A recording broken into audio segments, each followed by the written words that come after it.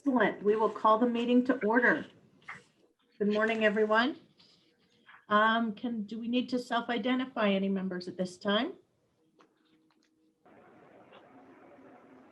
Okay, moving right along. First order of business is approval of the April 29th special meeting minutes. Don't know those of you who had a chance to review that. Can I request a motion for approval? This is Dave. I'll make the motion. Thank you, Dave. And a second? Second. Alicia. Thank you, Alicia. All right, all in favor say aye. Aye. Aye. Those opposed? Excellent, motion carries. We are also approving the minutes of the May 11th meeting. Can I get a motion for those approval, please? Okay, I'll do the motion. Thank you, Gina. And the second? Second from Dean. Thank you, Dean. All in favor, aye. Aye. Aye. Opposed? And motion carries.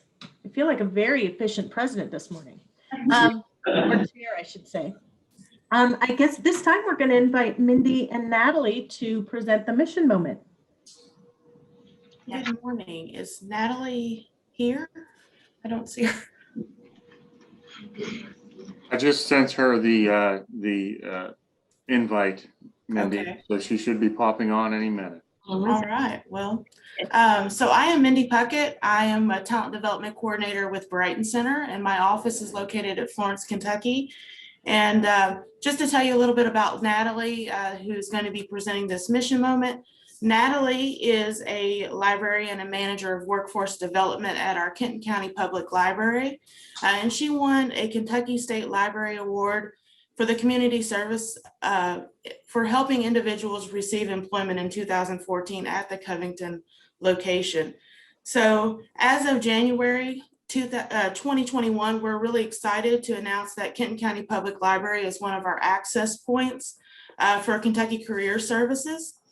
This means that anyone that comes into our libraries will be able to access Kentucky Career information and be directed to WIOA services or job seeker services, whatever the need may be. So is Natalie here? I am. So Okay. Natalie's going to be presenting a professional, Jeffrey Huckleberry, and he lost his job last year due to the Macy's massive layoff. So Natalie, thank you. Okay, thanks for having me be here. And hopefully everybody can see my screen at this point. So all good there? Great. All good. Okay, great. Jeff Huckleberry was one of those professionals who lost his job in the massive Macy's downsizing when he hit that magic point of 50. And so I was just going to show you a little bit about what Jeff did as part of his job search process. And let me just see here. It doesn't look like it's allowing me to move the screen in the normal way that we do. Oh, here we go. So Jeff was a veteran. He served in the Coast Guard for a long time. This demonstration that we have right here shows what his background was. And I'm just going to see. Let's figure out where all these numbers are coming from. Control Pull up of my the screen as opposed to me. the inventory snapshot. For Okay. June. If everybody can please. Can you mute, please? Yeah, I could hear somebody else talking. Let me just see. It is, okay. And I'm trying to get the screen to move. And David, there we go. Thank you. Jeff worked in Louisville, Cleveland, Pittsburgh, and Cincinnati locations. You can keep going, David. We can scroll through this very quickly. One of the things that Jeff did as part of looking for a job was visit the Kentucky Career Center. When he went there initially, when he was unemployed, he was referred to the Northern Kentucky Accountability Group at the library. As a participant in that group, and you can keep going, David, he heard Corey Eimer speak. Corey speaks at the Northern Kentucky Accountability Group twice a year about all the Kentucky Career Centers and Brighton Center's resources. When he did that, Jeff discovered that he was eligible or might be eligible for WIOA training to help grow his skills. He then later met with Adam Schoaf, a talent development specialist at the Kentucky Career Center, who helped him through the process of getting his Lean Six Sigma Black Belt certification. Jeff could not say it enough about how Adam showed him how to get through all the red tape. You can keep going, David. Okay, he got his Lean Six Sigma Black Belt through the Breakthrough Performance Group in Cincinnati. And you can keep going. And what he ended up doing is he has landed as the operations manager for Amazon in DKY4. We had hoped that Jeff could be here this morning, but he recently got promoted. So he originally signed on and was given a second shift designation, and he just got promoted, and he is now working first shift as a professional. And he wants everybody to know, as you keep going, David, that Amazon is hiring. And he's looking to hire for his team. But Jeff is one of those people that has made an incredible difference in the community for a lot of other job seekers. This presentation that he does for himself, and David, you can go to the last slide, is something that he uses in networking meetings when he's meeting people. He did a form of this that he shared with a lot of other professionals. So if they're meeting with people like yourselves, he can give out all his information very quickly. But he's a good example of someone who has spent their whole career, their whole blood, sweat, and tears with one company. And then after mega success, hiring, coaching, serving people, helping his company, he was downsized kind of mid-career and what he had to go through in order to regroup and get another job. And now he's basically changed industries, if you will, even though Amazon is retail, doing from what he did in the past to what he does now. And as an FYI, if Jamie Parsons, if you're out there, you just interviewed Kim Gross, Jeff's wife, for an HR role at St. E's. Just want to shout out that they are a very hardworking family. And Jeff also hopes to volunteer for the Brighton Center at some point. He was so impressed with Adam's help and learning everything that he did from Corey. So thank you. Thanks, Natalie. That's a great story. And Jamie is not on the call today, so don't hesitate to shoot him an email and let me know if you need his email address. No problem. Wonderful. Well, it's good to hear a story of that professional level, right? Who had to reinvent themselves and was able to take advantage of some of these dollars and make that happen. So wonderful news for everybody involved. Thank you, Natalie and Mindy, for bringing that story to us today. At this time, we're going to go ahead and move on to the committee status report. Dean, you want to start us off with Program and Youth?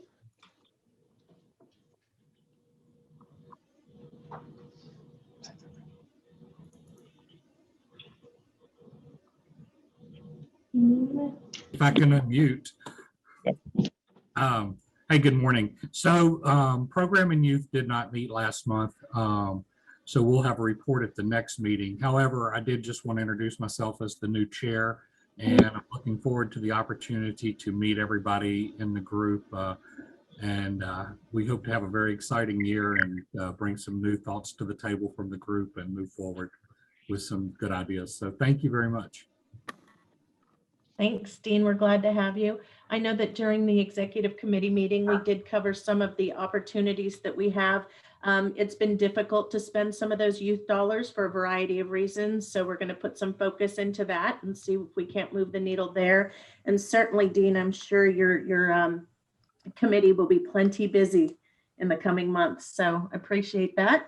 Anything else, Tara, around Program and Youth you want to share? I would just echo your comments, Michelle, that we will be, I think, very busy. I have meetings coming up with some of the leadership at Brighton Center, and I know they've been working. They give us weekly reports about the efforts to engage more youth with the Youth Work Experience program. And we are seeing, enrollments, but it's just slow going. And so definitely going to be all hands on deck here in the next couple months to make sure that works out. Excellent. All right. Business Services Committee, Brian? Yeah, good morning. Brian Bozeman, happy to be sitting as the committee chair for business services and super happy to be in the flesh here, at least half of us. Since joining the board last, I think September officially, I've been completely remote, or we've all been obviously completely remote. So this is refreshing to be in the same room and kind of lay eyes on people, and I think it'd be good for me just to sort of understand the roles of everyone, and I work better that way. So virtual's been tough for a guy like me. But anyway, as far as the report on Business Service Committee, I was just gonna punt to Tara if there's anything to report today, since I don't know a whole lot at this point. No problem. No problem. So with the start of the new year, just as a reminder, we did transition to new committee chairs in a couple of cases and new officers. And so as far as Business Services Committee, if everybody remembers, gosh, it's been now a couple months ago, we talked about our strategic plan, right? And one of the things with the strategic plan is being more data driven. The Business Services Committee has responsibility for both reviewing our key performance indicators, but also has a key role to play in creating that document. And so one of the things that came from the strategic plan conversations was that that document is great, but there's some additional things that the committee would like to see in it.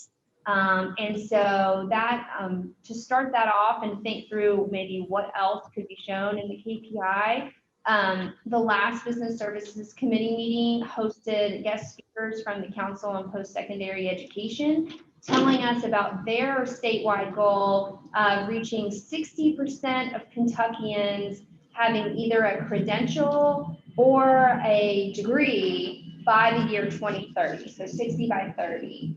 And it was a really interesting report. I've been working to get their slides so that we can share that, but it is on our Facebook page, and I would really encourage everyone to go and watch their video. It really outlines what's going on across our region, and we asked them to do county by county, and so you can really see Boone, Kent, and Campbell very close to achieving that goal already, while unfortunately some of our more rural counties have a ways to go.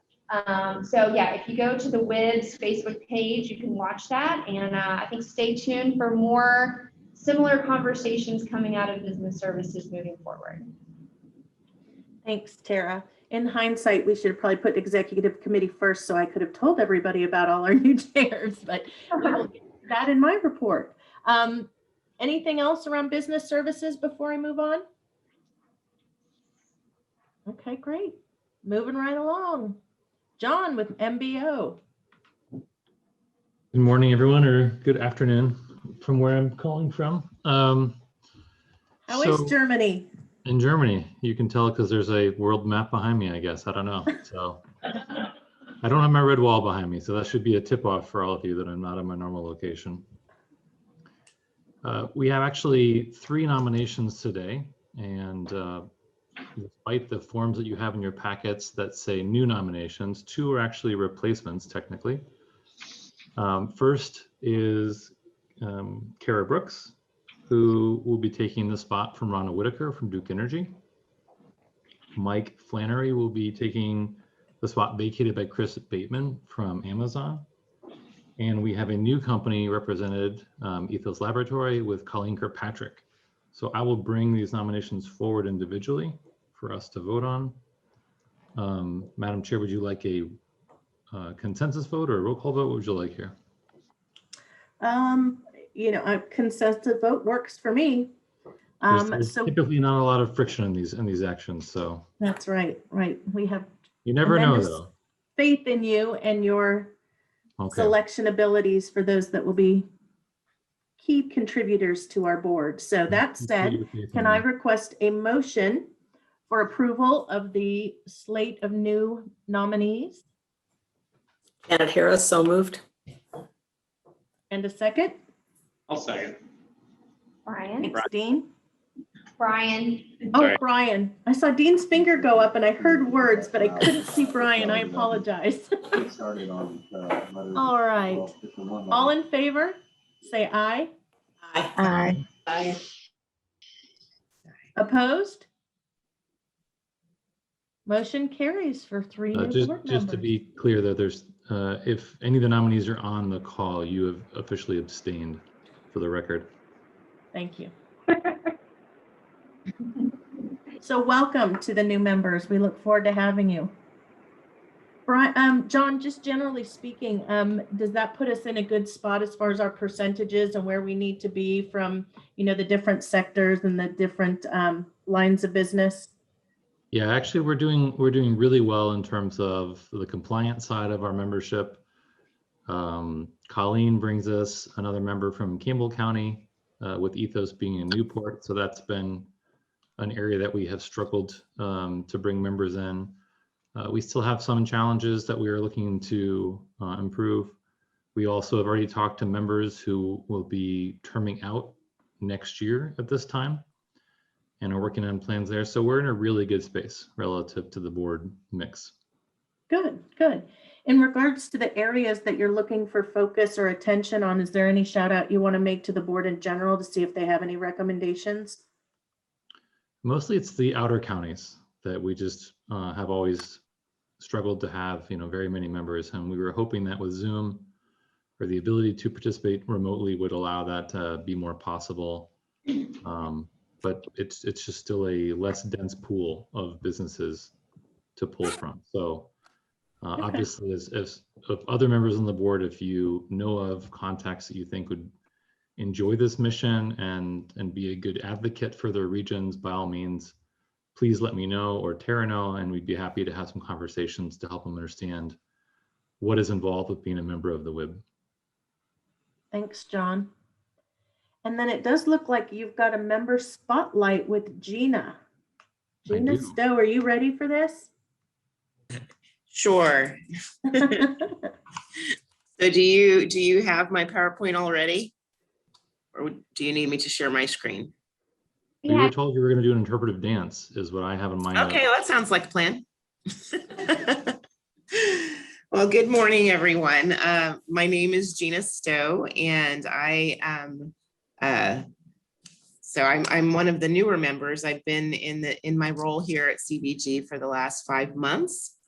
So if you could progress through, it's truly an honor to be a participant on this board.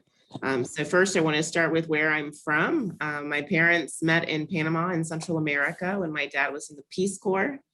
I was raised in Dayton and moved to Cincinnati in 2009.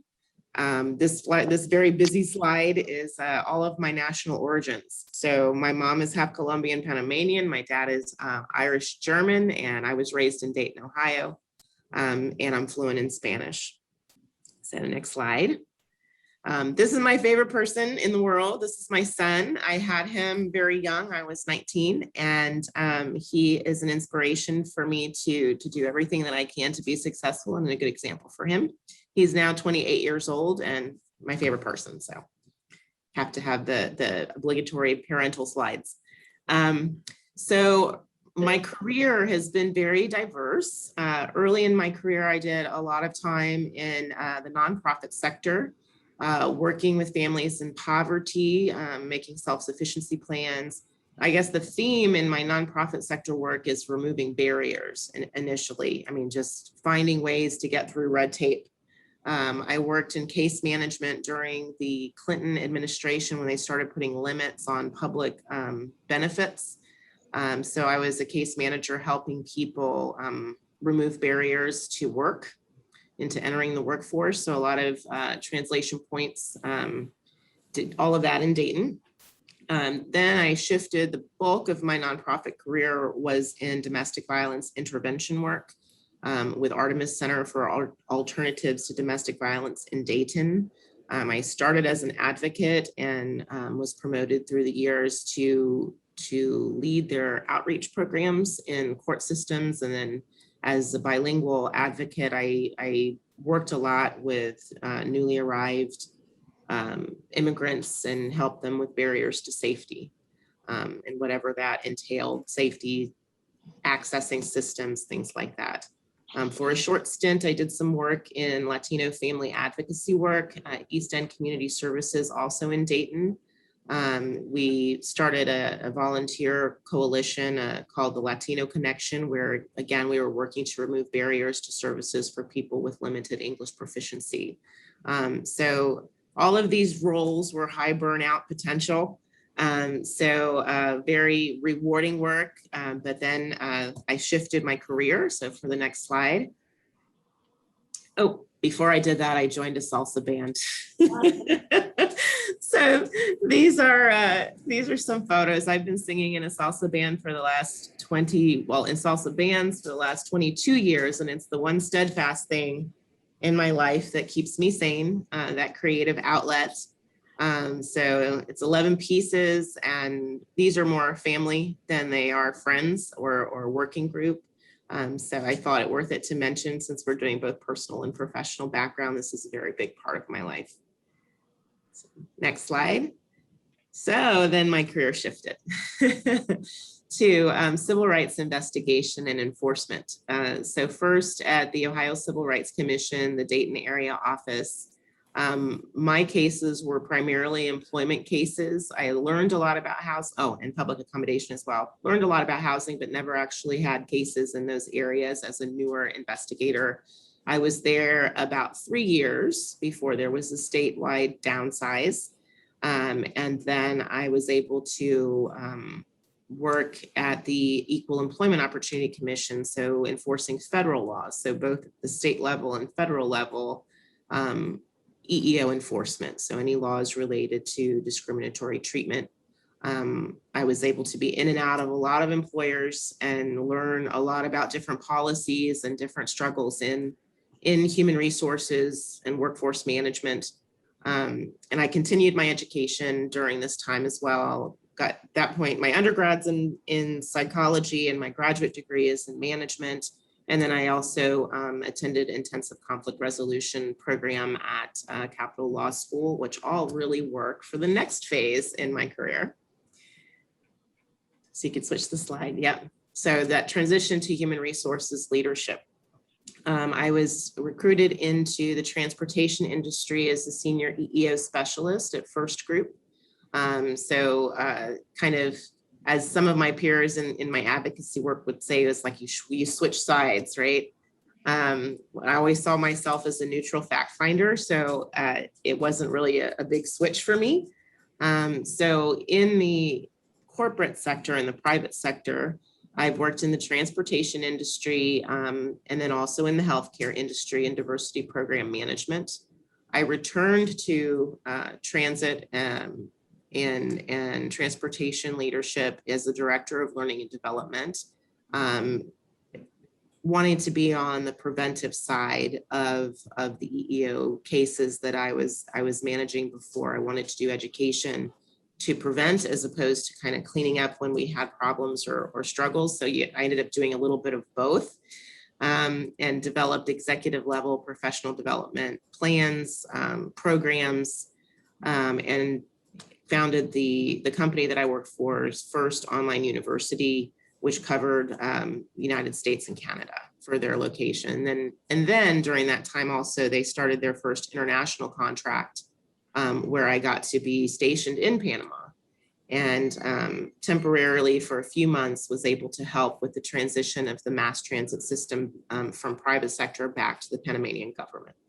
So that's all of the corporate sector before I am where I am now. So if we could switch the slide. CVG Airport, very excited to have this opportunity as the Vice President of Human Resources. I got here in February, but assumed the role in March. I lead a team of amazing aviation HR professionals. I'm very lucky to work with the talent that I get to work with. Honored to serve the Kenton County Airport Board and the employees here, and to lead a strategic workforce collaborative with the employers on CVG campus. This role is is an opportunity to combine all of that diverse experience in community with the human resource expertise and serve CVG and Northern Kentucky. So that's it. That's me in an elevator speech. Thank you, Gina. That was awesome. Thank Very you. impressive background. Thank you very much. Gina, I before we smile let you because off- my dad was born in Hippie Hapa, Ecuador, and my mother's Belgian. Yeah, I mean, it's So like I when get somebody it. asks And you my where you're grandfather from. was German. Funny. Yeah, somebody asks you where you're from. It's like, well, that's kind of a complicated question. Right? I'm from a Yeah. lot of places, right? Lots of places, lots of places. Well, and your background, so perfectly suited for what we do here at the WIB, you know, so again, we're excited about you joining and I'm your happy to be here. contributions. And then I Thank you. have to ask, what is your salsa band called and where do you guys play? Son del Caribe, or it loosely translates to Caribbean grooves. And we play a lot of places. We play at Salsa on the Square in Cincinnati a few times each summer. We're playing Burnett Woods. We're actually playing at the Barringer Crawford Museum in August as well. Awesome. Yeah, we've been playing a long time, and you know, some tri-state work, and every once in a while we'll get out of state, or we'll travel, but not very much. We're mostly local. Fantastic. I may Thank have to track you down. Yeah. Well, thanks again for sharing with that. Anything else, John, before we close out the MBO? I Yeah. see you raised. Gina has one more task before we let her go. Oh, yeah. So you get to pick the next person for the spotlight. Oh gosh, I have no idea. I'm so new, I'm not going to remember a name. How about Colleen? I see her picture right next to mine. Perfect. Okay. Happy to do it. See, and here she goes. And interestingly enough, I worked at the Ohio Civil Rights Commission too, so there may be some kindred things there. Hey, We probably have a lot in common. we have an impressive board, that's for sure. That's for sure. Okay, John, anything else under MBO? That's it. That concludes our report. Thank you. So I'll report out on the executive committee. We did have our executive committee meeting last week. We were fortunate Judge Pendry was able to join, as well as, help me out with the name, Tara.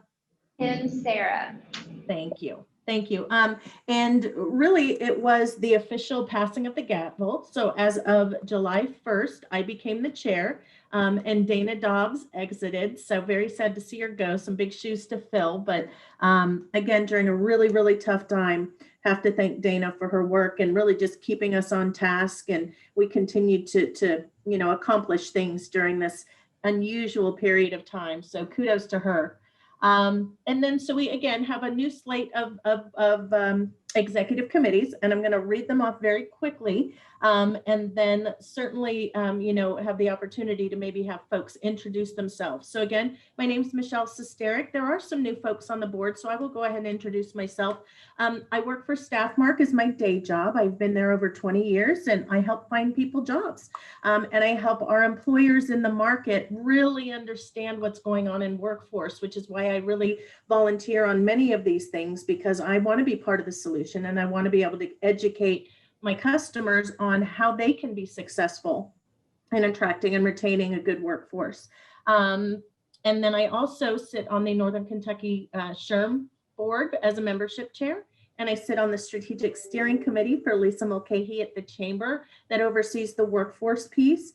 And then as the chair of the WIB, I actually also sit on GROW. So my plate is full, but I really love the work. Again, I'm a complete nerd for what we do. It's just so important. And again, all of you here, your attendance is appreciated. Your engagement is appreciated, because this is where the rubber meets the road, right? This is where we take those dollars that are available and we turn them into something special for somebody, right? And we impact the workforce all around. Our vice chair, I've got to get that in my head, is Jamie Parsons from St. Elizabeth's. He's not with us today, but you guys are familiar with him and certainly will have the opportunity to meet him. John Baines is going to continue in the MBO chair. John, did you want to introduce yourself at all? Sure, I'm John Baines. I'm the managing partner for Insight Partners, formerly president of Han Automation in Hebron. And I'm also a Vistage chair of 4 different peer groups. John is a very well-connected man and very busy, even from Germany. And then I know that you introduced yourself briefly earlier, Brian, but would you take another moment and just tell us a little bit about yourself, where you're from? Yeah, sure. Brian Bozeman. My day job is business developer for Skanska here in Cincinnati. We're the 3rd largest builder in the city and top 10 builder across the globe.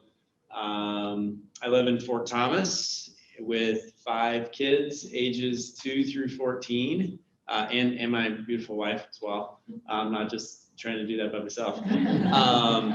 So yeah, and joined the WIB last September. So. Well, thanks. It's nice to meet you, Brian. 5 kids, huh? So you come to work to get away. Yeah, right. Yeah, that working from home stuff is preferred. Yeah, exactly. Okay. And then a lot of us also know Dean McKay. Dean is our program and youth, but Dean, there are some new members here. So would you mind introducing yourself?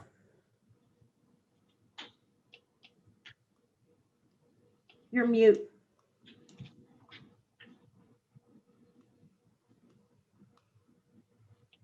I haven't gotten along well with the mute button today. My name is Dean McKay. I'm a human resource executive here at Skillcraft in Northern Kentucky, and another one of Natalie's graduates from the Northern Kentucky Accountability Group.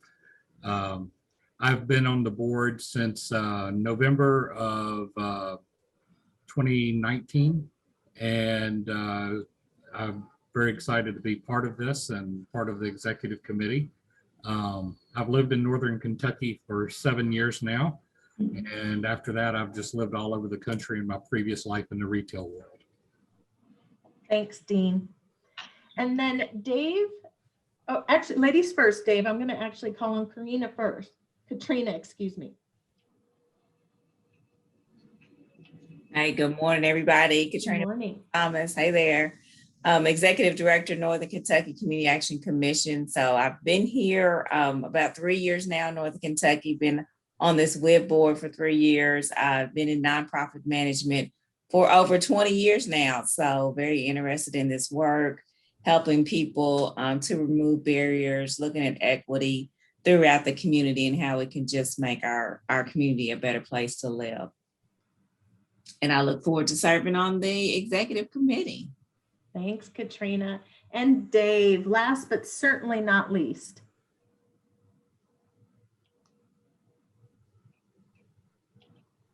That's better. I'm Dave Schroeder, Executive Director of the Kenton County Library. I've worked at the library for almost 30 years.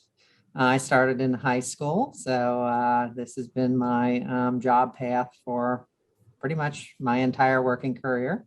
I'm the new treasurer on the executive board. I will take credit for recognizing Natalie's talent in workforce development and just letting her run. So that was been one of my accomplishments. I really do enjoy this board. I think it does really important work in the community, and I was very pleased to join a number of years back, and I'm happy to serve as treasurer. Thanks, Dave. All right.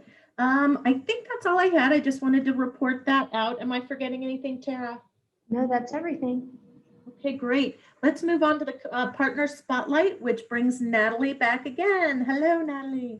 Hello, Michelle. Very nice to be here this morning. And thanks, Dave. It's great having my fearless leader on the board here in Access. So question, David, I didn't realize I wasn't going to be able to share my screen. So just double checking, you're going to be moving the slides, correct? Yes.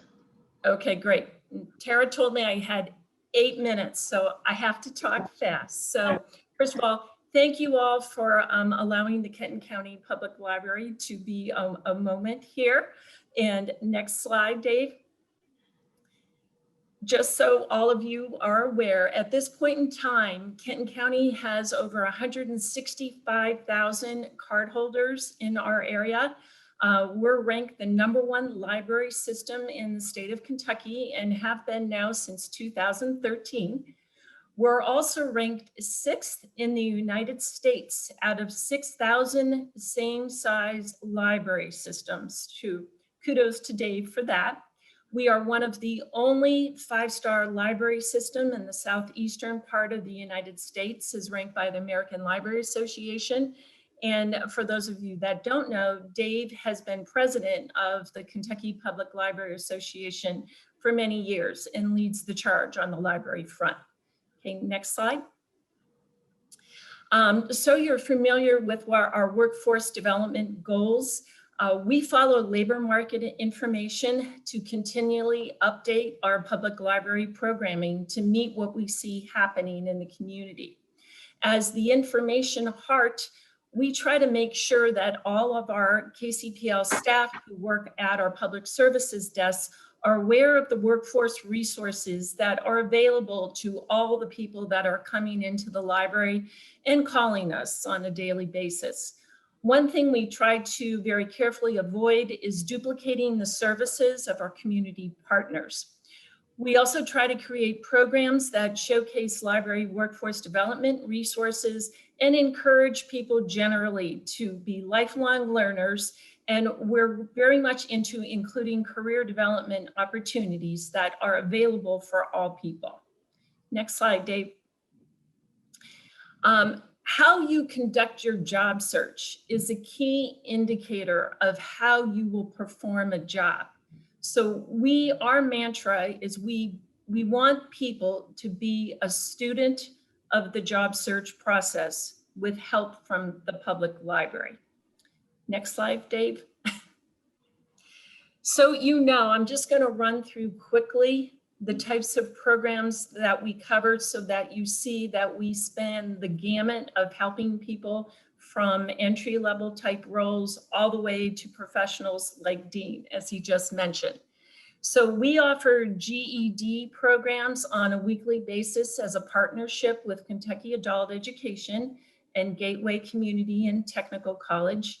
At the Erlanger Library, we do GED classes every Monday and Wednesday. Rich Gallagher has just retired from Gateway, so we're going to get a new instructor soon. And the Covington Library is a GED testing center. We're very proud of that, very accessible to the community. Next slide, Dave. We are huge into digital skills programs. We are a partner with both Google and Microsoft. We continue to offer first-time computer users, learning how to save and file documents. We do digital literacy skills for everyday classes. These are all classes that people can attend, but next slide, Dave. We're still very aware of the people out there that still have zero digital skills, and we want to be there to help those people. Believe it or not, this is sometimes a lot of seniors and older people in the community. So we have tech specialists on deck that if you run into those kinds of people, all you need to do is go to our Job Search Central button on our website and click that technical assistance button at the bottom. And we still have people that will meet one-on-one to walk people through whatever technological issue that they're having. We also have laptops and hotspots available for people who don't have them to check out for 2 weeks at a time. Next slide, Dave. We launched all of our beginning career classes multiple years ago. Big classes for us are identifying your transferable strengths for people who are trying to change careers. Adam Show from the Career Center teaches our job search success for beginners, and Susanna Courtney, one of the business development specialists, teaches our elevator pitch power hour to teach people how to present themselves when they meet people they don't know and are looking for a job. Next slide, Dave. One of the biggest things that we're proud of in recent times is we received a National Dislocated Workers Grant courtesy of this wonderful board. Thank you, Tara and team. And this has helped us launch our Career Navigator program. We have 3 career navigators, Nancy Knopf in Covington, Gary McGuire in Erlanger, and Don Shoemaker at Independence, who cater to all those people who walk into our buildings looking for jobs and have no idea how to get started. They all have experience in career navigation, doing a great job as far as that goes. And we are one of the premier leaders in this type of program in the country. Thanks again. We do a series of foundational workshops. All of these workshops are a minimum of 2 hours long, some quite a bit longer, that help people build all their essential skills that they need to develop in the course of doing a job search. Next slide, Dave. We also do advanced job search programs for those professional type people that we attract through the Northern Kentucky Accountability Group. Things like using GitMine to map your network, or earning a Six Sigma white belt as a precursor to getting a black belt. Next slide, Dave. One of the bigger programs we're known for is the Kenton County Public Library Northern Kentucky Accountability Group.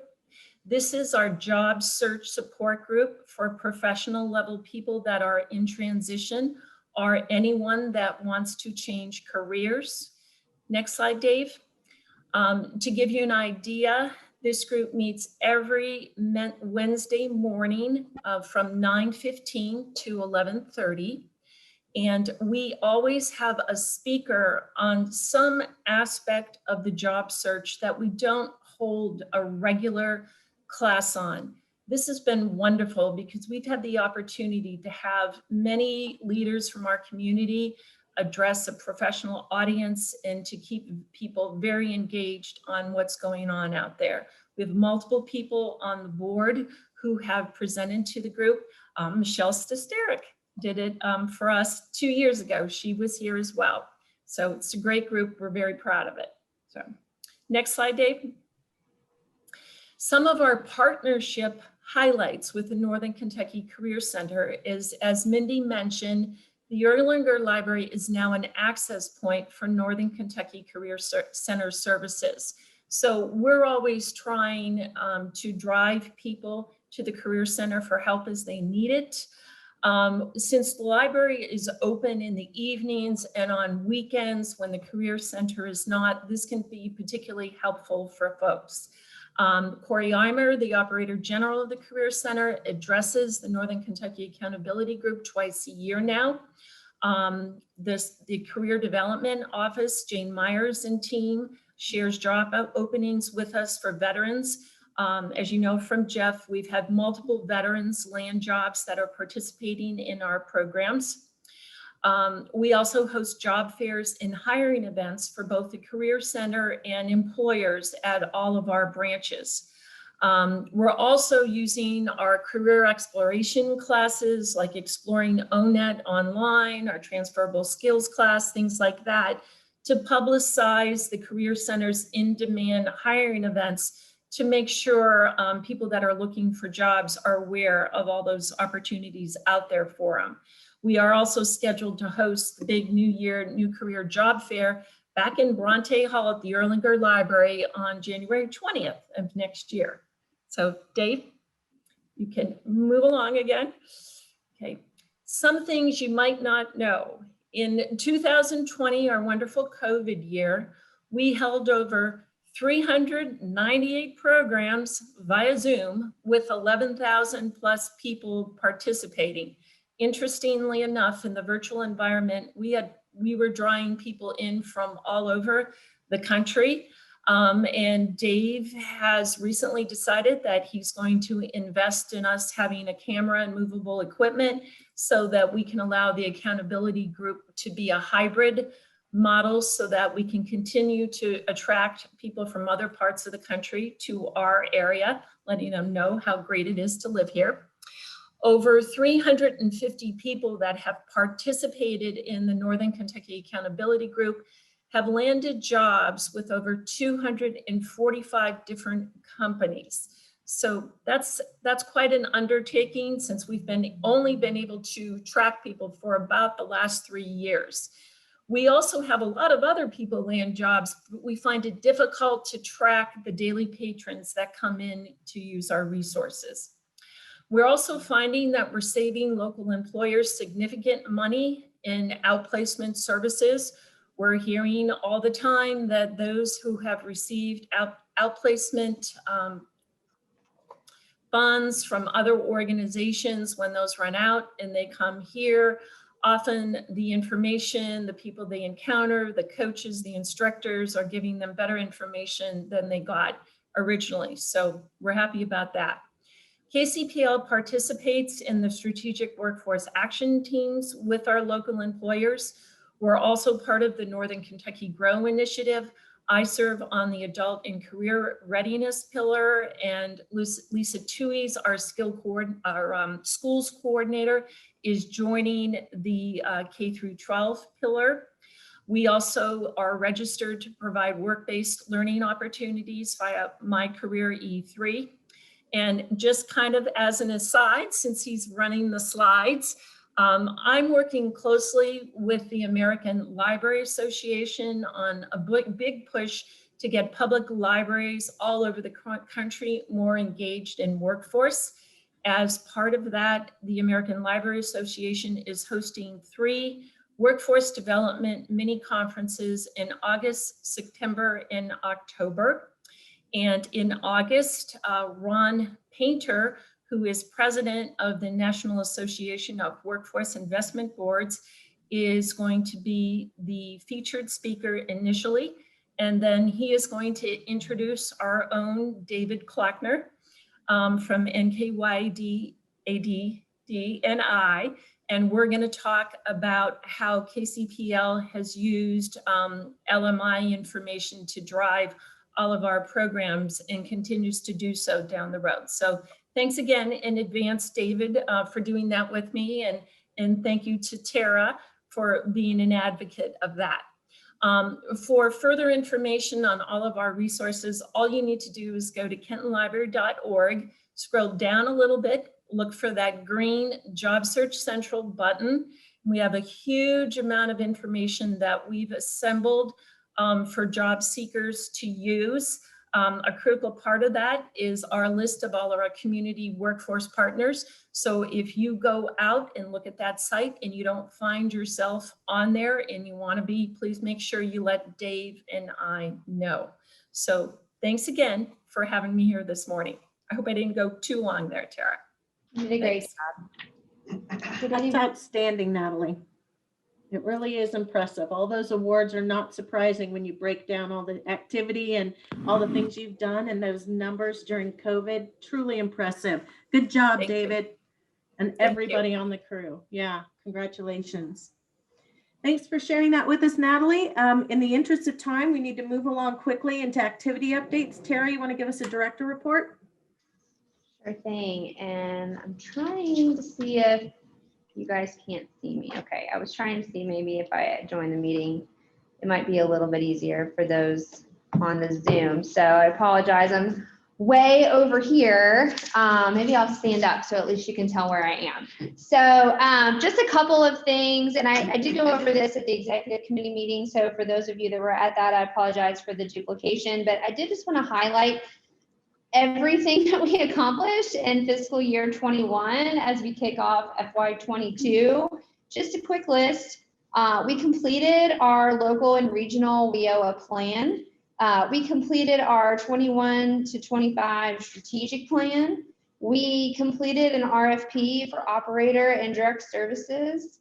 We are almost completely finished with the biennial board certification for the Cabinet for Education and Workforce Development. And that includes a new interlocal agreement between all 8 counties. So very excited that that is all signed. It's just waiting at DLG for them to sign it, and then it'll be all done.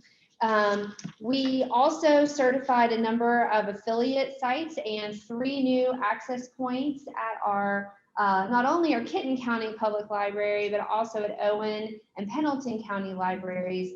Really, I mean, what Natalie said, it makes it so much easier for individuals in those communities to access. I mean, our libraries are such wonderful community gathering points, and hopefully it kind of demystifies the workforce offerings of our community and our region. So very happy about that.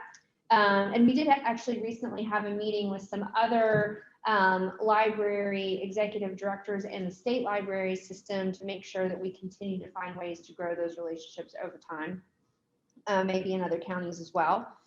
We also have updated a number of internal policies for the board to better serve employers and job seekers. So like putting budget money in for incumbent worker training, on the job training, updating the wages for youth work experience to make those more desirable for those individuals who need a little extra help as they're entering the workforce. So really appreciate the board's leadership and interest in those topics. And of course, we've navigated the pandemic world and changes at the state level. So I just wanted to remind everybody, we have been quite busy and look forward to another good year. And I do have just a couple of updates. And I'm going to kind of have sort of the theme. Well, one update I have is why you just heard from Natalie.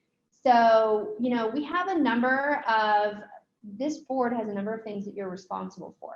The funding that we have, we talk a lot about the WIOA direct services, and obviously that's because that's just such an important component of what we do. Funding training opportunities and work experience for youth is just a huge component of our work.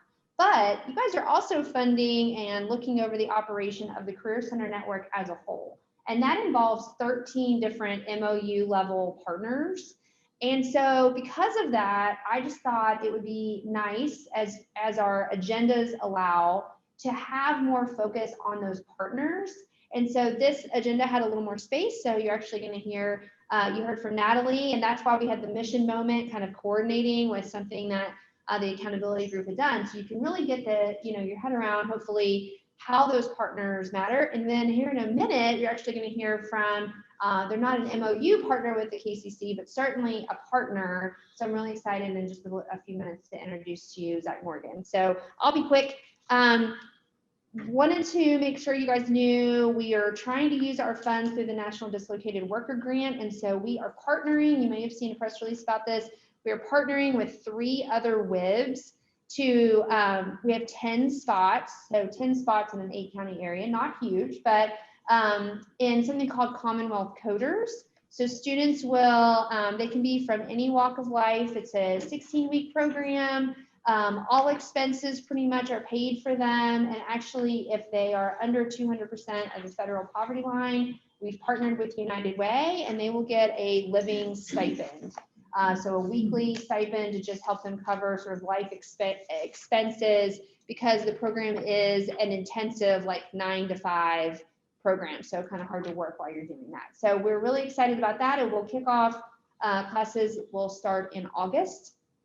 And then you might have seen my email yesterday that we were selected to be a pilot location for a scaling up of the Code Louisville initiative. So that will, it's going to be called Code Kentucky, and it will be still really based out of Code Louisville, but we'll have an MOU with them to make sure, the Area Development District will, to make sure that they launch well, that they connect with all of you as employers and as partners, to make sure there'll be 2 staff members. One will focus on those employer relationships, so making sure that they really understand in terms of, app development, web development, any kind of coding, what you need. And then there'll be another staff person who's focused on candidate recruitment. It's going to be critical that we make sure that that person is in touch with all of our partners who are working with our individuals, either job seekers or individuals who are maybe looking to grow their, capabilities. So that's really the role of the ad, is to make sure that they connect into Northern Kentucky. So we're excited about that. It press release just went out yesterday, so obviously more to come. And Michelle hit on this earlier, but items to watch. We are working with Brighton Center on the Youth Work Experience Funds. We'll continue to spend down on the National Dislocated Worker Funds. Those expire in March of 2022, so we have a little time. Youth Work Experience, those funds need to be spent by June of 2022. We are working to overcome an estimated $145,000 cut from the state for our adult and dislocated worker funds. That was part of the budget that you approved the last time that this group met together. But we will be working with our partners at Brighton Center to apply for some additional rapid response layoff aversion dollars to try to offset that difference. So that is my report, Madam Chair, except for reviewing the key performance indicators. David, can you pull up the finance one first?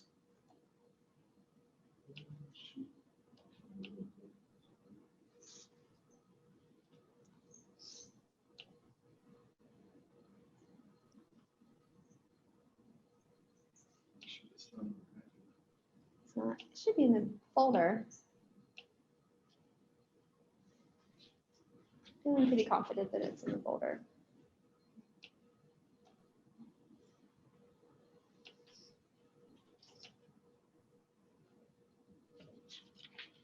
Well, why don't you go ahead and pull up the other KPI and I'll move it into the right spot while you're doing that.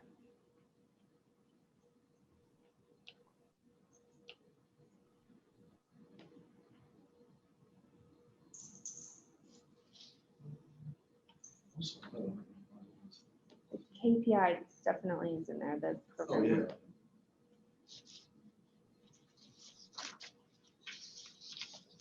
Sorry, everybody. So that's the first time.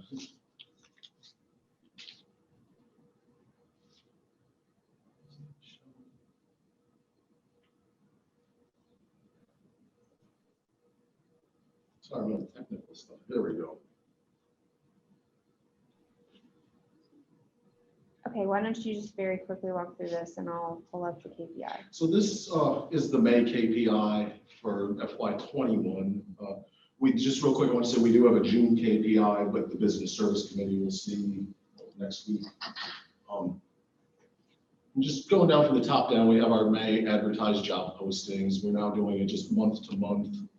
There will be an annual KPI that will show the whole year with some comparisons to the last 2 fiscal years. Labor force participation rate across the state and the area and the U.S. As usual, Northern Kentucky exceeds the U.S. and the state. We have our May unemployment. You can tell we've had some dips in labor force. That's why there's that disparity between participation rate, but we have a low unemployment rate. The part that I really like to focus on is the circles in the middle. This is the business service team out of the KCCs, the activities that they do to get job seekers to the employers. And as you can see, at the end of May even, we've exceeded 3 out of our 5 focus sectors from the previous fiscal year. This also encompasses like 12 months of COVID economy and job searches too. And I just always like to point that out, that the work at the Career Center never stopped throughout COVID. In fact, we exceeded many metrics that we had set from the year before. Hiring events, we were definitely in line with where we were last year. We've exceeded tours. Rapid response assistance is low, but that's a number we prefer to see low. That's for layoff aversion.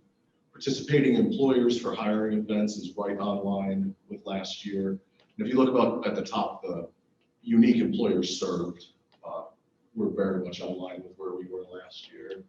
When we get to the WIOA bars in the middle, we're a little behind, but we did have 12 months of COVID.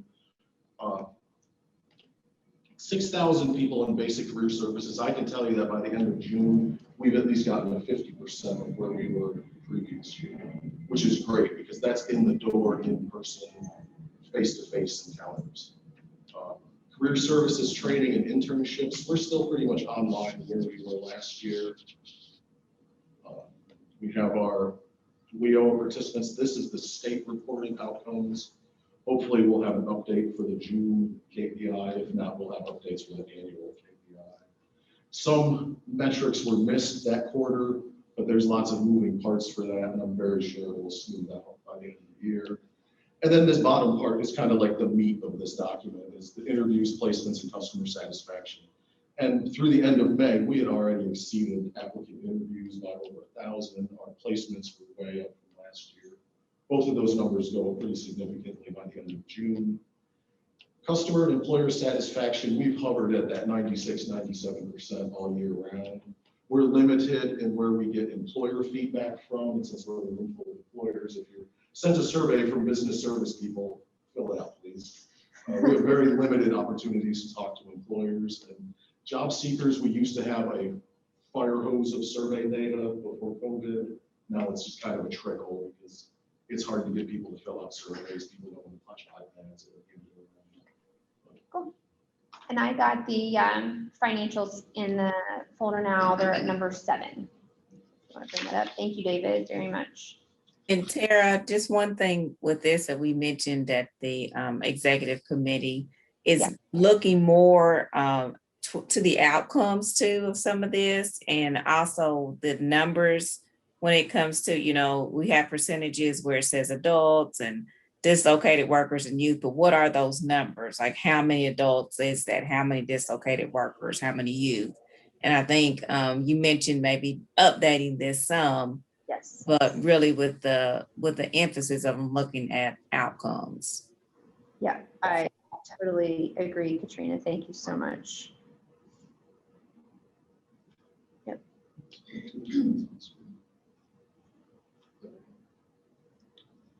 Any other questions while David is pulling up the financials? And I apologize, that wasn't in your packet. That was my oversight. It was in the executive committee and I just missed it. You might have to refresh your screen. There you go. Okay, Liberty, you're on. Okay, this report is also as of May of 2021, which is 92% of the fiscal year. Make sure you're speaking up. And if you scroll down to the bottom right, you'll see our expenditures. Overall, we are 62%, which is a little less than the 92 point in time. Really, we've already talked about the outliers, which are the youth work experience that are well underspent and they're equivalent to the ITAs. So we've just had a hard time engaging the youth this past year. Our other adult dislocated worker, we're doing pretty good. It's 39%, but that's not too far below where we were at this point in time last year, if you're comparing the different years. Other than that, we were pretty much on track. Does anybody have any questions? Did everybody hear Liberty? Do we have any questions?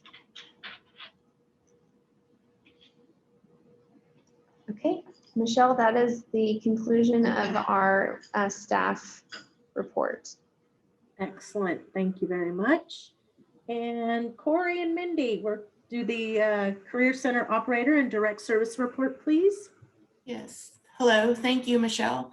Again, I am Mindy Puckett. I'm a talent development coordinator with Brighton Center, and I work at the Kentucky Career Center in Florence. Unfortunately, I am not a part of a salsa band. I wish I could say I was, like nothing interesting like that with me, but I have been a part of Brighton Center for 5 years. I love the work that we do, and we do it on behalf of the work that you do. So thank you for all the decisions and stuff that impacts my daily job. So thank you. David, if you don't mind pulling up the slide, please. Thank you. And you can go on to slide 2 if you don't mind. All right.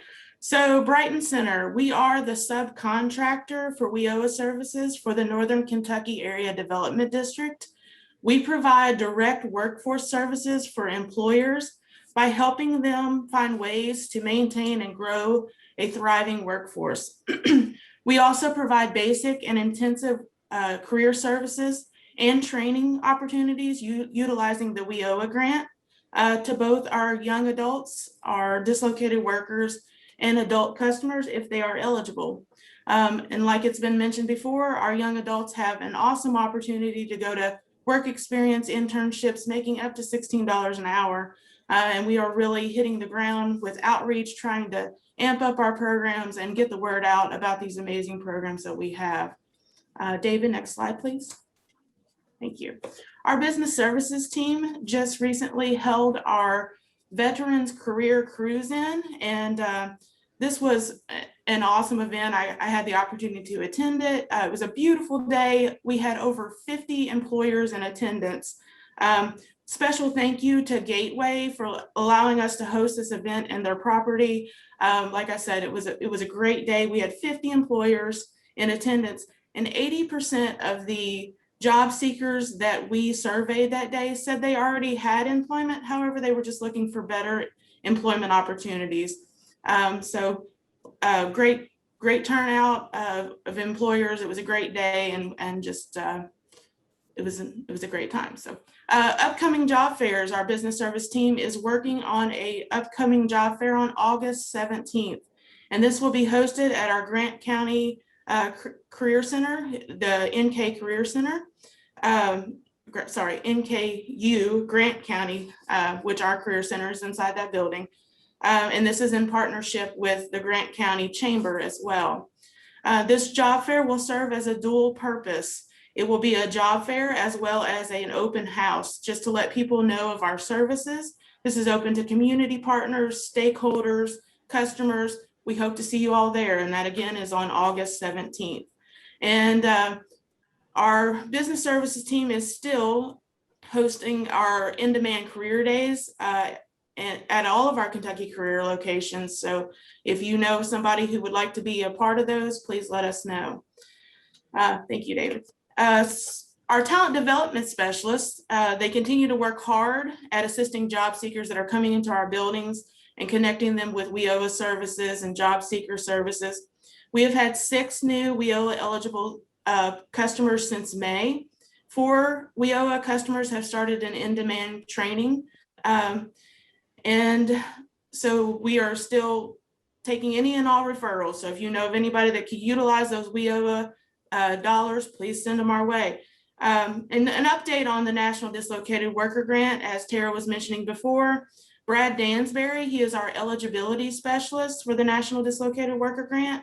And he's been spending a lot of time outreaching for this program and really like just letting people know what the program is about. This grant was designed for people who are receiving unemployment benefits, and it's to get them connected to temporary employments utilizing nonprofits in the area.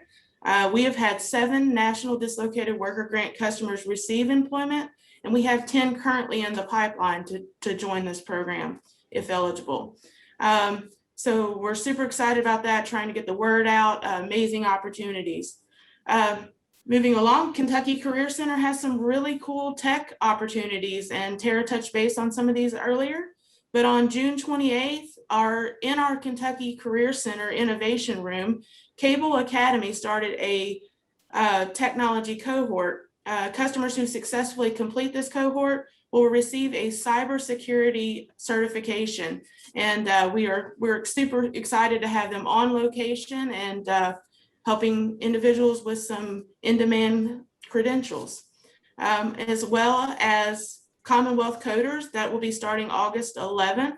And we are very excited about Commonwealth Coders. We've had some interest in that and trying to send our National Dislocated Workers through that grant or to that program. Slide 5, please. So we have intentionally at the Kentucky Career Center our work is all about our customers. So we have intentionally been wanting to recognize the hard work, the dedication of our customers that are coming through the WIOA program, utilizing WIOA dollars. So we have, and it's going to be happening in the next month or so, hopefully by the end of the month, we are going to be having a wall dedicated to customers who have went through our programs. And it's going to be located at our Kentucky Career Center in Covington. So we will be having this wall, and it's going to be dedicated just pictures of our customers. This customer is Rebecca. She earned her dental assistant certification, and we are super proud of her. Next slide, please.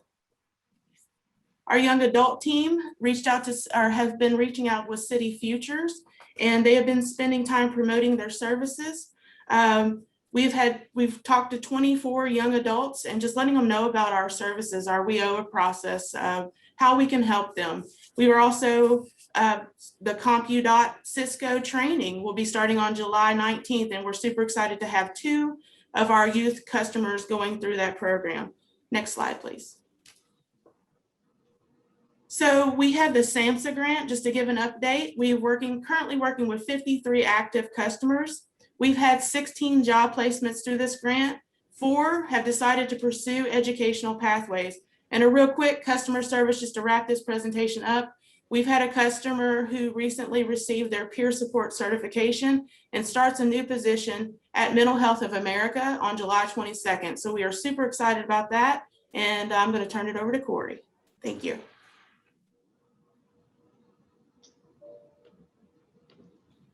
Thank you, Mindy. I'll be very quick. I wanted to take this opportunity to, because it's the first month of the fiscal year, I wanted to take this opportunity to do a review over the operator responsibilities. First of all, my name's Corey Eimer. I'm the Kentucky Career Center operator with Brighton Center. The title in and of itself is confusing for many people. I know it was for me. Just here, I've never met another operator other than a phone operator. So just trying to grasp what responsibilities there are under the operator versus the direct workforce services is sort of confusing. So I wanted to kind of fly through this and encourage, as always, encourage you to reach out to me if you have any questions or if I can clarify anything offline. First of all, the operator responsibilities are to ensure that all KCC services are well coordinated and cohesive with our partners. As Tara mentioned, there are 13 MOU level partners who work all together within the Kentucky Career Center network in Northern Kentucky. I do things as operators such as coordinate the Kentucky Career Center orientation with our partners, facilitate monthly huddles, bring to the partners staff to professional development opportunities, just ensure that the partners are well informed and communicating and that services are cohesive. Customer service is a big focal point of ours. I'm accountable as operator for the overall customer service experience, both from the job seeker and employer standpoint. As part of that, I supervise the first impression specialists, who are essentially our front desk staff. That's why I'm so involved in unemployment, because that's, of course, a big service that we're now offering. And so I'm very much connected with the unemployment CDO team and working together with them to ensure that customers are getting the best experience possible. That's why you'll hear me often talk about in the door numbers, because that's also part of my charge. Moving down, outreach, marketing, and communication. I'm responsible for overseeing all social media and all of the other public communication. I often represent the Career Center at various events. You heard Natalie mention the accountability group that I'm honored to present at a couple of times a year.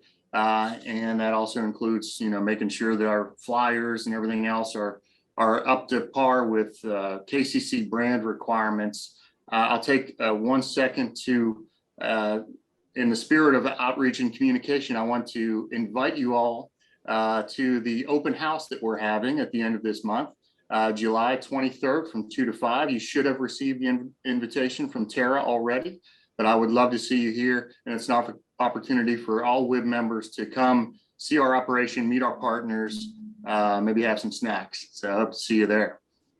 And one more slide, please, David. And continuous quality improvement. We know how important this is. Brighton Center actually took the NIATEX process, which began as a medical model CQI process, and kind of morphed it and is utilizing that for Kentucky Career Center CQI. So I work very closely with all partners, always cognizant of making data-informed decisions, constantly evaluating our work, and constantly seeing how we can improve. Facilities, I'm responsible for all facilities management in terms of making sure janitorial gets done, making sure the facilities are safe. I work with the City of Covington, the property management company, the janitorial crew, making sure that everything is safe and has a professional appearance. And then finally, business support and employer services. I put a little notation here that it's not part of the contract, because if you actually look at the contract, it doesn't even include business services as part of the operator role. but it's something that we feel is important. Brighton Center feels is an important piece of our work, especially in the climate, in our current labor market right now. We need all the support that we can get to bolster our business services. So I'm here as really a support in some ways to our business service team, but I also really enjoy working with our various workforce partners, Chamber, Triad, Gateway, and certainly others to make sure some of these community level initiatives are being pushed forward. And as part of that, I serve in capacities such as I chair Pillar 3 of Grow NKWIB. So that is, again, that is a really quick overview, but I encourage you to reach out to me if you have any questions. Thank you all.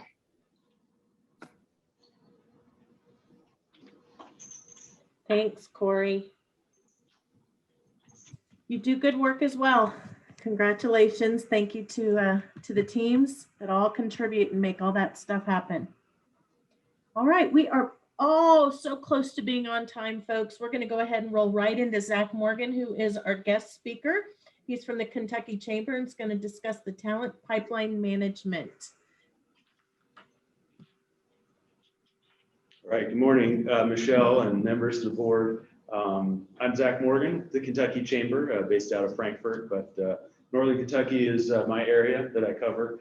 You know, this morning I discovered that I do still remember how to tie a tie.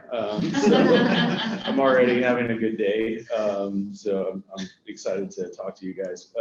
So talent pipeline management is I think, a unique workforce solution in that it's employer-led and data-driven. Real quick, my predecessor in this role was Lakeisha Miller. You may know her, remember her from her time in this position. She's now our statewide TPM director and has proved to be a very fantastic mentor and director of this system. So go ahead, next slide, please. So it's essentially a supply chain approach where the customer is employers.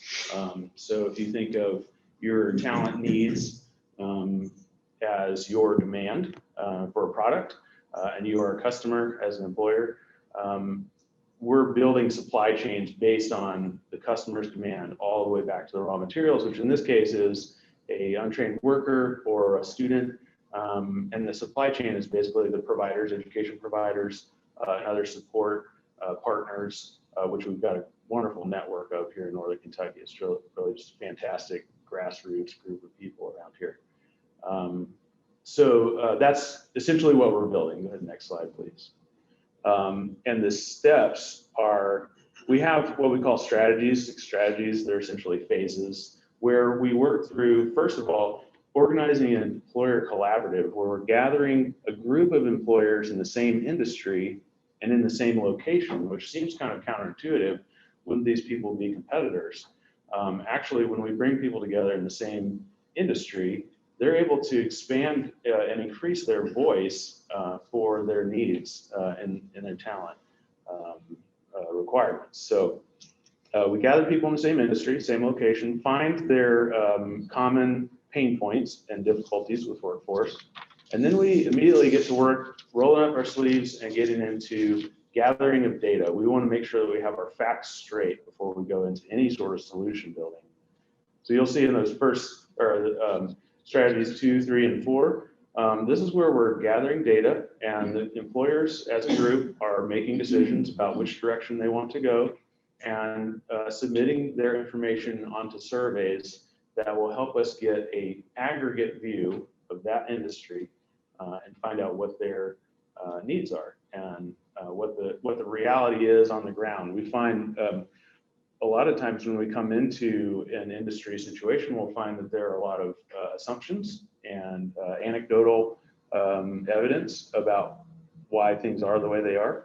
But once we get this data, then we find out what reality is. And so that gives us a great place to start when it comes to building solutions. So that's what we do in strategy 5. We're actually putting solutions into place, and we're focused on strategic and long-term solutions. So there's a lot of great partners that we have out there that are working on immediate you know, our hair's on fire right now. Let's solve this week or next month's workforce problem. What we're looking at is things that are kind of long-term solutions. So, and then strategy 6 is just continuous improvement. So this is our team, the talent pipeline team. I cover the whole area in yellow there, of course, Northern Kentucky, as well as the NKWIB's area. You'll see Lakeisha Miller there up on the left. We have 25 regional collaboratives, like the collaboratives that I just described, across the state. And we also have 3 statewide collaboratives in both equine, distilling, and energy. So our energy providers have a statewide collaborative as well. So really, Kentucky's signature industries are getting on board with this. One of the most common collaboratives that we have in each of our regions are healthcare collaboratives. In fact, as we speak right now, my teammates are hosting a healthcare summit, statewide summit, that's built on the strength of each of our healthcare collaboratives, where the leadership from those collaboratives has come together and said, hey, we've got our regional things that we're working on. There's some statewide issues that we need to work on. And so we're bringing the strength of that data and those networks together right now. Speaking of healthcare, go ahead to the next slide, please. Couple of accomplishments locally here in Northern Kentucky with TPM. Our strongest, some of our strongest collaboratives up here are manufacturing and healthcare. The healthcare collaborative, I'll go over that one first since we're already on healthcare. 6 members, is done in conjunction with the Lumina Foundation Healthcare Collaborative group you may know of. And what we did is we took the TPM framework and placed it on top of the work that they were doing to help them gather data. And what they found was a need for 746 medical assistants over the course of 2 years. And that was all hospitals, hospital employers, 6 of them, including St. Elizabeth. The rest of them are in Ohio. So right now there's a cohort of medical assistants that's training at Cincy State. So that's one of the solutions that they put into place. The other one is manufacturing. It has 5 members, and there is projected to be a need of 45 skilled operators over a 5-year projection. These are the positions that they decided, that these 2 collaboratives decided on after looking at all their data. This is what we want to focus on. Let's build some solutions for these. And they decided on tapping into the FAME program and kind of the second tier. The FAME program already has its the folks who are accepted into that, and then we wanted to look at, is it possible to tap into the rest of the folks who applied but were not able to make it in, but who have that interest. So that's an interesting solution. We'll see where that goes, as well as other work-based learning opportunities, which is something that we're working on right now. Another thing that has come up with the manufacturing group is the need for transportation. I know this is a hot topic amongst many employers in Northern Kentucky, and there's a bunch of people who are working on it. We've connected with Supply Chain OKI, and they have they're doing some good work in that area right now. And currently, my manufacturing collaborative is exploring some options to solve their transportation issues there. So more to come on that, hopefully, but that's pretty exciting. The other part of that manufacturing collaborative is I only have 5 active members right now, and I know that manufacturing is a major part of our industry up here in Northern Kentucky. And so I am actively prospecting, trying to find other manufacturing companies that have that strategic mindset and want to look ahead at that and get into this work. So we are happy to have new members join. With that, also looking ahead, I'm prospecting for new collaboratives. So currently actively prospecting another health collaborative, more in the non-hospital space. So talking about long-term care, recovery clinics, other clinics, small clinics, And so if you know of anyone in that space who may be interested, let me know. I'd be happy to talk to them. Now's the time to get on the ground floor, as well as a possibility of an industry agnostic IT collaborative, where we could gather companies who have major IT needs, where they're starting an IT department, or they have a large IT department, but they're having trouble filling it or keeping people in those positions. Let me know if you know of companies who are looking for that. And I'd be happy to talk to them or their CIO. Usually the HR folks are good people for me to talk to. So with that, I'm open to questions. That's all I have. Thank you. Thank you, Zach. I actually made note of a couple of things. So certainly, again, for everybody on this call today, if you are in manufacturing, Zach is looking for participants to, again, contribute to developing some best practices, driving data, things along those lines. I did note that, the IT really certainly timing goes right along well with some of the things that we're doing with the Code Kentucky and the Commonwealth Coders that are coming up. So I do see some parallels there, maybe some opportunities to connect. And then certainly, as we mentioned earlier, Zach, we have a need to spend some youth dollars. And I wonder if any of the programs or collaboratives that you are doing right now might open some doors around that as well. So certainly something to consider, maybe connecting with our, program and youth committee. It would be Dean McKay, and see again if there's any opportunity there. Certainly. Tara, anything you want to add? I'm just looking forward to continuing to work with Zach. I think there's a lot of things that we can do together to try to make sure that the employers that he's working with, know about the resources of all the partners. So we're just going to keep at it. I love it. I think it's a great opportunity. We have a lot of customers we serve through the Career Center and the library and the, our MOU partners. But I think the business side is going to really benefit from this collaboration with Zach and that group. So I'm excited to see what comes, and we will be inviting you back to report again. Thank you for coming. Certainly. Thank you. All right. Unless there are any other business items or action items, I'm going to adjourn on time. Wait. 1 second. Michelle, this is Alicia. Just a quick update. Tara was kind enough to let me participate in the state NKWIB meeting last week, and the subject matter was reentry. And it was a great opportunity for Life Learning Center and for Northern Kentucky. And so I've got some follow-up calls with that to work with the state NKWIB on that. One of the things, if I could just get this group to continue to help me drive the conversation about aftercare is not treatment. It's, we have our treatment providers, and we need our treatment providers. But treatment and aftercare are two completely different things. And you all know I preach that all the time.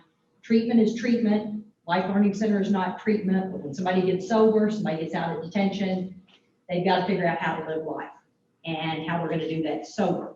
And so I am trying to drive that aftercare conversation across the Commonwealth of Kentucky to focus on workforce, reentry, and living life sober. Okay, thank you for being there. Appreciate that. Thank you for sharing that. And I will say again, I live in workforce day in and day out, and I am finding employers taking another look at their policies around background checks. And I have seen it, some kind of aha moments for customers recognizing that, that's a viable pool for our workforce. And, we've got positions that need to be filled. So I think, again, we're starting to see that needle move a little bit as well. Thank you for sharing. Anybody else? All right, meeting adjourned. Thanks, everyone.